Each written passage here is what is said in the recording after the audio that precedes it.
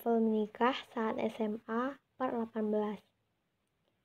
Kini, di tengah ramainya kantin, Bunga, Adam, Niki, dan Dila sedang berada di antara banyaknya umat manusia. "Kita boleh nimbrung?" seorang Icok dengan bertanya. Icok berteriak di meja kantin Bunga, Adam, Niki, dan Dila. "Nggak ada yang gratis," ketus Niki.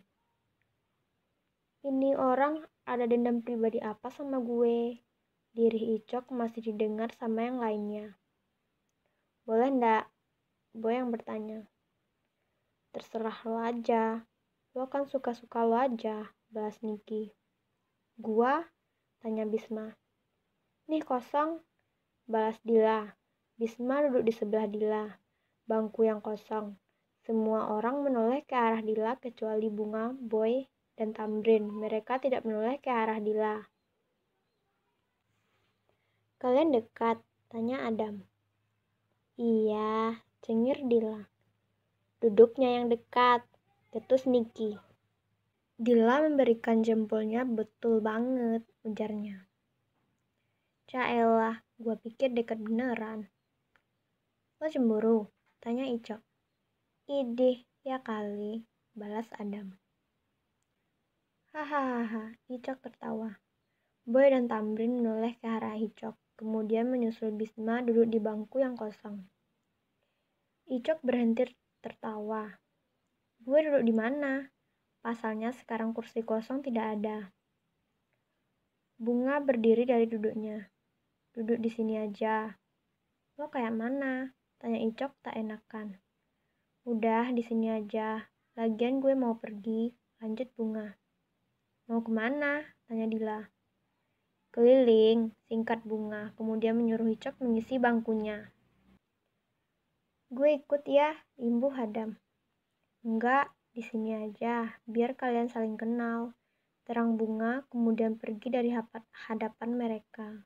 Lalu pergi tanpa persetujuan lawan bicaranya. Tak lama Bunga pergi, Boy pun juga berdiri. Lo mau kemana juga, Boy?" tanya Icok. "Ada urusan," balas Boy dan pergi berlalu. Bunga berjalan tak tentu arah. Dari kemarin-kemarin dia emang ingin mengelilingi sekolah ini. Sekalian cari tahu ruangan apa yang ada di setiap sudut sekolah, biar nambah pengetahuan akan sekolah barunya. Ruang seni. Bunga masuk ke dalam ruangan yang bertulisan ruang seni. Bunga mendecak kagum pada SMA ini. Apalagi ruang ini dipenuhi dengan alat-alat dan karya-karya yang luar biasa indahnya. Bunga mendorong kursi yang ada di sana. Kemudian mendudukkannya. Bunga pun terdiam menatap semua yang ada di hadapannya. Tiba-tiba terdengar bunyi pintu dibuka. Bunga membuka matanya besar-besar usai melihat ke sumber suara. Orang itu mendekat ke arah Bunga. "Dia lagi. Gue kesini karena ingin hindarinya, malah dia nyusul gue," ucap batin Bunga. Ya, orang itu adalah Boy. Ternyata Boy pergi karena ingin menyusuri Bunga. Boy juga mengambil satu kursi dan mengangkatnya ke depan Bunga dan mendudukinya. Sekarang mereka saling duduk berhadapan. "Mau ngapain lo kesini?" tanya Bunga menjauhkan wajahnya. Boy makin mendekat lalu mengangkat dagu Bunga. Lalu Boy menghembuskan nafasnya kasar. "Gue emang bodoh," ucap Boy. Ya, Boy pakai kata gue kembali karena refleks. Bunga hanya diam. "Gue bodoh, sangat bodoh. Gue menghiraukan orang terlalu baik kayak lo," ucap Boy. Boy melepaskan dagu Bunga. Lalu, Boy mensejajarkan tinggi badannya dengan tinggi badan Bunga. "Gue baru sadar kalau gue mempunyai istri yang baik dan juga cantik," ujar Boy di depan wajah Bunga. Bunga hanya diam, berpura-pura santai. "Dan sampai sekarang gue tak tahu harus gimana. Gue bingung harus lakukan apa biar bisa lo maafin gue," lanjut Boy. Bunga hanya menatap Boy dalam. Tersirat di mata Boy emang tidak ada kebohongan. Tapi Bunga tidak bisa menjawab atau mengeluarkan suara. Suaranya terasa berat. Setelah itu, Boy pergi keluar ruangan itu dengan wajah frustasinya. Bunga terburu-buru. Napasnya benar-benar tak beraturan saat ini. Dia bingung harus ngapain. Satu sisi dia juga ingin bisa baikan dan ingin dengan Boy. Satu sisi egonya juga berkata atas apa yang telah Boy lakukan padanya. Bunga sampai di kelasnya. Ia duduk di bangkunya. Ya, meskipun sahabatnya yang lain masih di kantin, ia tak peduli. Ya penting ia tenangkan dirinya terlebih dahulu. Ting, tiba-tiba WA Bunga berbunyi, pertanda ada orang yang mengirim pesan. Hai Bunga, ini aku Erin, sahabat Boy yang di cafe kemarin, isi chat. Ngapain dia ngechat gue? Tanya Bunga dalam hati. Mungkin nyuruh gue ngejauhin Boy nih, ucap Bunga. Iya, kenapa? Balas Bunga. Gak kenapa-napa sih. Gue cuman mau minta maaf soal kemarin. Mungkin lo marah pada Boy. Kemarin ya, gue minta maaf banget deh sama lo. Asalkan lo tahu Boy itu sebenarnya cinta sama lo. Tapi dia gak tahu harus gimana. Karena dia ngerasa udah sangat menyakitin lo.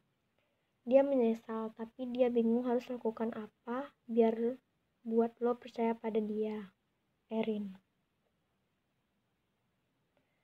Boy berniat ingin pergi ke base camp dengan sahabat-sahabatnya karena di apartemen berdua dengan Bunga merasa canggung. Bunga, gue mau pergi ke tempat biasa dulu. Pamit Boy pada Bunga sedang memainkan HP-nya.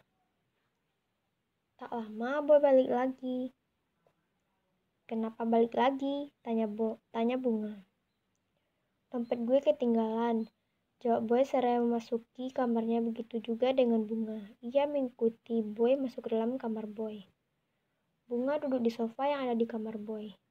Ia masih tak percaya dengan apa yang ingin dia ucapkan. Kok lo ngikutin gue? Tanya Boy. Bunga menggeleng. Kenapa? Tanya Boy. Bunga menutup matanya bentar, lalu membukanya. Gue suka sama lo. Gak usah bercanda. Gue gak bercanda, gue suka sama lo, bahkan cinta. Ujar Bunga. Tapi bohong, batin Bunga. Boy pergi keluar untuk menutup pintu apartemennya. Ia tak jadi pergi keluar untuk bertemu sahabatnya. Ia duduk di samping Bunga. Lo sakit kan? Tanya Boy khawatir. Padahal ia lebih khawatir sama jantungnya yang bakal copot. Bunga mencium pipi Boy. Aku gak sakit. Boy makin gila dibuatnya. Lihatlah udah nyatain cinta. Kata panggil udah berubah jadi aku. Dicium pula lagi. Siapa coba yang tak klepek-klepek? Bunga duduk di meja belajar. Bunga sedang mencari buku yang akan ia bawa besok ke sekolah. Setelah menemukan buku itu, Bunga meletakkannya ke dalam tasnya. Ia juga mengambil daftar untuk Boy dan meletakkannya ke dalam tas Boy. Namun, ada satu buku yang berhasil membuat Bunga makin betah berlama-lama di meja belajar. Buku yang diberikan oleh sang mama. Merly memberikannya waktu Bunga dan Boy pamit untuk pindah apartemen. Waktu itu, Merly langsung meletakkannya ke dalam koper Bunga. Merly hanya bilang kalau ia memberikan buku. Jadi, Bunga bersikap biasa saja. Waktu sampai di apartemen, tepatnya ketika Bunga meletakkan buku ke meja belajar, Bunga hanya meletakkan buku tanpa melihatnya. Selama ini Bunga tak pernah melihat buku itu saat mengambil daftar, padahal buku itu selalu terletak di meja belajar. Cara agar pasangan tambah suka dengan kita. Itulah judul buku yang diberikan Merly. Bunga membuka halaman pertama dari buku itu. Ia membaca dengan cermat tanpa melewati satu kata pun. Hampir 1 jam Bunga masih setia membaca buku ini. Ceklek. Suara pintu terbuka. Refleks Bunga menutup bukunya. Bunga menggerutui dirinya yang lupa sampai halaman berapa ia membaca tadi. Ada PR? Tanya Boy. Iya, yang membuka pintu adalah Boy. Tadi Bunga hanya sendiri di rumah, sedangkan Boy pergi ke base camp bersama sahabatnya yang lain.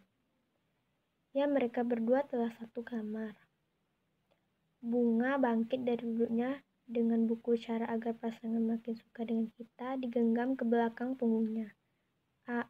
Ada, tinggal kamu sengaja. Begitulah Bunga, sejak kejadian di kamar Boy kemarin beberapa hari yang lalu, membuat ia mengganti panggilannya jadi aku kamu.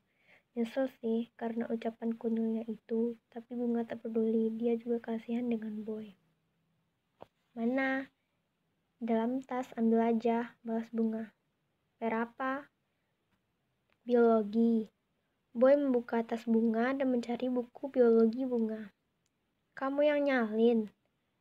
Tanya Bunga saat Boy berhasil menemukan buku biologi Bunga. Boy mengangguk. Anda harus menolongnya saat dia perlu bantuan ataupun tidak. Enggak, sorak Bunga pada Boy yang hendak duduk di meja belajar. Hehe, maksud aku biar aku aja yang ngerjain. Kamu pasti capek kan habis dari luar kan? Bersambung.